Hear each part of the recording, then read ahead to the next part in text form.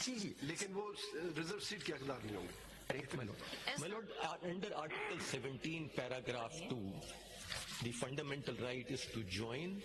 or form any political party. Makhdoom साहब अब हमें ये बता दे, वो 13 मेंबर्स ने जो डिसाइड किया, लीव दैट असाइड, हमें इतना बता दे कि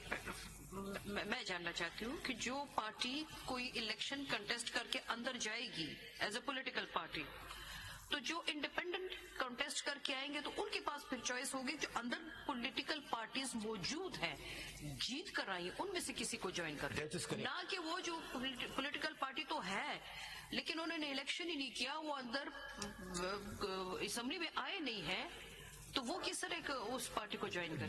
That is correct. That is the correct view of the law, and that is the view of the law which has been enunciated by the 13 members of this honorable court unanimously, that they may join anyone, but they will not be entitled to reserve seats on the basis of such a joinder.